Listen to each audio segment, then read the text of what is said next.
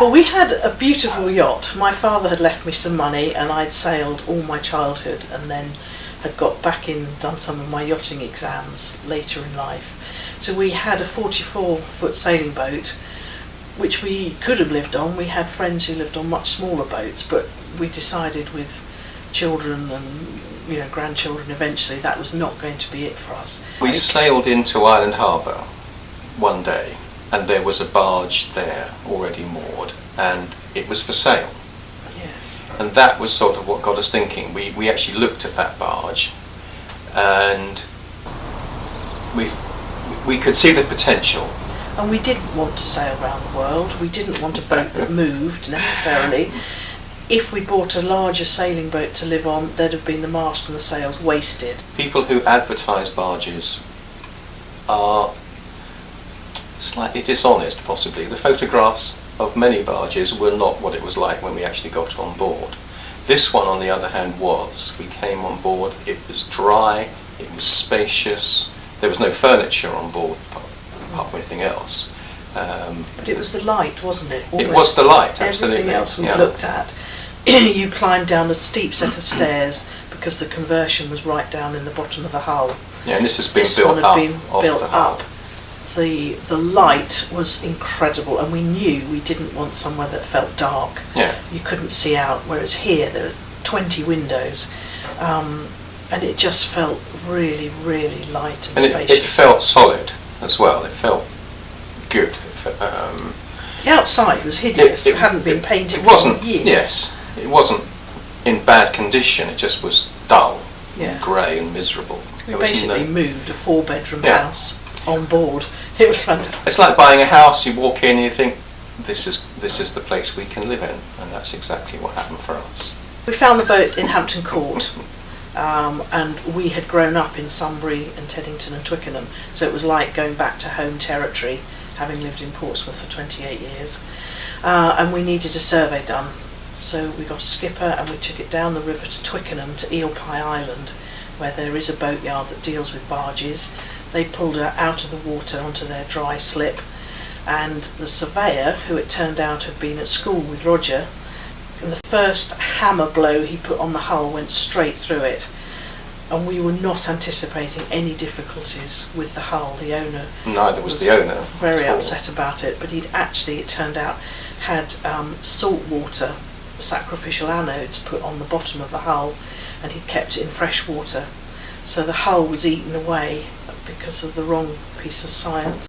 But Eel Pie Island is in the middle of a residential area. People live on it, so they have no licence to do shot blasting, which is what our surveyor insisted on. He wanted the hull completely cleaned. So they arranged very speedily to have the boat taken down to the only functioning dry dock on the Thames, which is down at Greenwich. So we then got the boat down to there, put it in the dry dock, where it was then replated. It was wonderful, absolutely wonderful, driving down the Thames through the centre of London in the rush hour on a beautiful July afternoon, and driving under Westminster Bridge and looking up just to the left and seeing it was 10 to 5 up Big Ben, and all the cars over Westminster Bridge and the embankment and everywhere else completely at a standstill, and we were just meandering down through the middle. It was glorious. Greenwich was extraordinary. It's the only working dry boatyard that's around. That's what we were led to believe, and it was like walking into a giant Steptoe and Son film set. Every piece of boat, jumble, debris, anything you can imagine was piled up.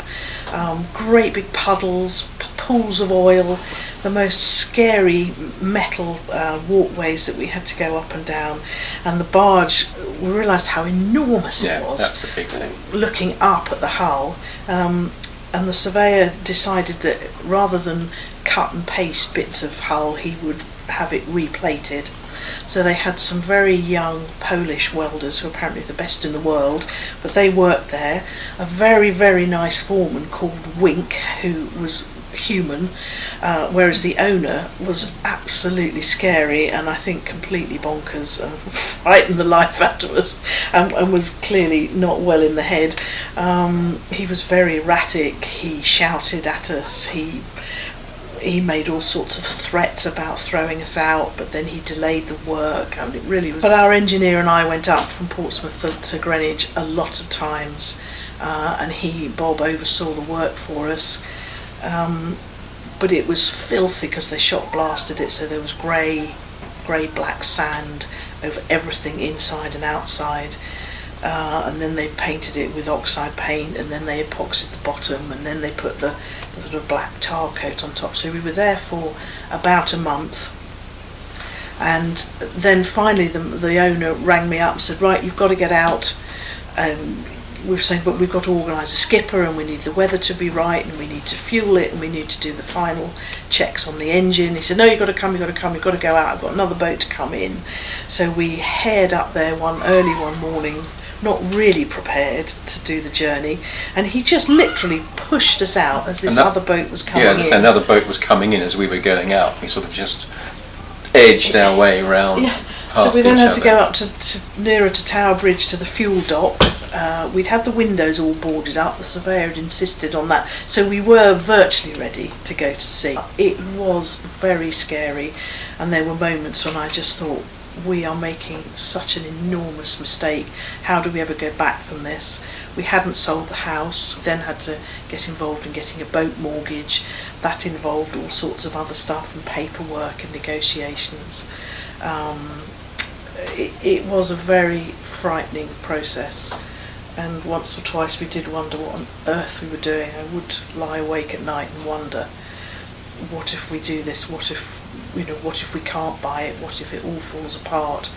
But it didn't, and we've never regretted it for a second. We were very clear we didn't want a project. We didn't want to go and buy a hull that would have been really cheap and do the conversion. We just are not that creative, and we're not very practical. So some of the people that live here with us have done that and are doing that, and we're just full of admiration. So we bought a completed home in that sense. Anyway. Yeah, we did. People kept saying, "Oh, you are brave," and we didn't feel brave at all. It was a lifestyle choice. It was something we really wanted to do. All that you hear on the shipping forecast, like North Foreland and so on, we drove round, and it was just great going out the Thames estuary and just seeing those very strange forts that were built up in all the towers during to keep the Germans out during the war. It was just like something out of some science fiction film. The scariest moment of, I think, the entire history of owning the barge was in Ramsgate Harbour. We were moored up to the fuel berth. The wind had blown us and the fuel berth off the wall. We really thought the chains were going to break. And the other side of us was a long row of gin palaces. And I just sat in the middle of the lobby with my head in my hands, and I thought, I'm going to have to die, because I cannot work out what we're going to do if we smash the back of that row of motorboats. It was absolutely terrifying, but the chains didn't break and we didn't hit anything, so it was completely misplaced fear in the end. But when we were coming into Portsmouth Harbour, the skipper was constantly on the radio to the Queen's Harbour Master, and he would call up as Dutch Barge Jan, Dutch Barge Jan, and we thought in the end, actually, we liked the sound of that. So when we had the nameplates made, we decided we wouldn't change the name of it, but we'd call it Dutch Barge Jan rather than just the 3 letters. So on our nameplate, we've got a proper length of name, and it was just because of the way he called up. And he made all the ferries, he made the cross-channel ferry wait for us, the Isle of Wight ferries waiting, Dutch Barge Jan's coming through, and it was just very exciting. Sadly, we know very little about the history of the barge. We know that the hull is made of riveted steel, built in 1898. We don't know whether she would have sailed originally. She's around about 100 tonnes in weight, 110 foot, which is 33 metres long. It's about 20 foot wide, and she only draws about 1 metre in depth. And that's just about what we know. There is a revival in Holland, we understand, where people are restoring them, and I would love to go over and have a look and try and get some idea of what she might have looked like in her working days. There are basically 3 types of Dutch barge hull, and this one is a motor clipper, so it's higher at the bow. Some of them look like a clog, and some of them are narrower at the bow and lower, so this is a motor clipper. What we do know is that when she was a working barge, she would have been 20 feet longer than she is now. She would have been 135 feet. Because what often happens, as happened here, the people converting them think, probably rightly, that nobody is going to buy a 135-foot barge, so they chop off the middle bit and then weld it together. So we have a weld around the middle of our We have a very unneatly sewn appendix scar down the side of the hull. When you know it's there, it's quite noticeable, but if you don't really see it. But we do know, because of the shape of the barge and the bulkheads, is that it would be a grain carrier on the Rhine. Lots of people who've come on board, and we have a lot of strangers we welcome on board. And lots of friends. Wow, this is interesting. And mostly it's the men, so I'd love to do this, but the wife wouldn't like it.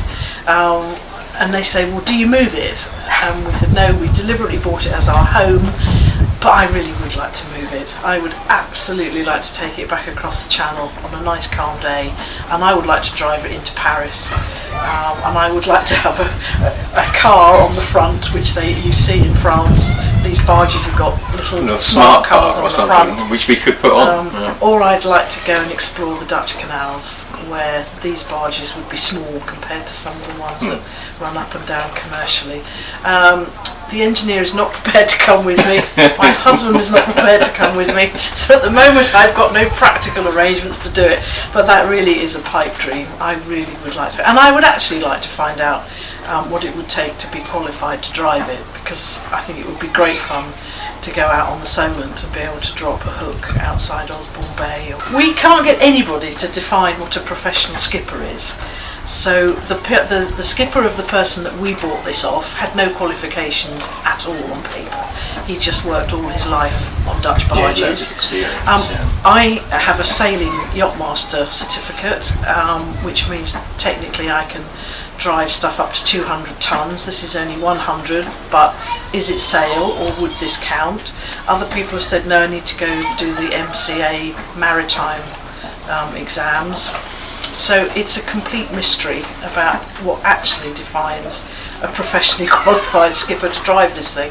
I think probably you just need balls of steel and quite a lot of courage. A good number of the boats that we looked at were really in very, very poor condition. As Anne had said, we didn't want a project, and they weren't sold as being in great condition, whereas this one was in good condition. It was only, but the hull's obviously a massive thing. But apart from that, I think everything was fine, and it wasn't, in that sense, it wasn't a risk, because the survey had only picked that up. Everything else was fine. The only risk was that we might not like it and we burnt all our bridges because we have no home. There is nowhere else to go. And that's still a risk, of course, because when it comes to it, at some stage, if we're going to sell it, someone's got to buy it from us. And this is it. We haven't got any. There's no fallback. There are people who think we've been daft because it's not really a financial investment. That's true. But we were at a stage of life where we don't care about that. If we didn't do it now, when would we ever do it? We haven't got a lot of money. In fact, we haven't got any spare money. So investment for us is not something of massive interest. So this is what we've invested in. This is our life. It is the most wonderful life, and I certainly, we argue about this. What would happen if one of us died? I would never want to live in a house again. I would like to stay on this until they carry me off or I get shoved off the back. But you're not so sure, are you? So we don't know what would happen in the future. But actually, you can't live wondering what if, whatever. It's just been brilliant 4 years. I hope it will go on. I think it is something to be shared. I don't think I would like to live here just by myself. I think if Anne popped her clogs, then I probably would sell up. But I'm not quite sure where else I'd like to go, because this is just such a fabulous place to be. I think I'd stay. I would stay. You would definitely stay. Yeah. I'm just not sure, really. Not because I don't like it, but because it is something to be shared.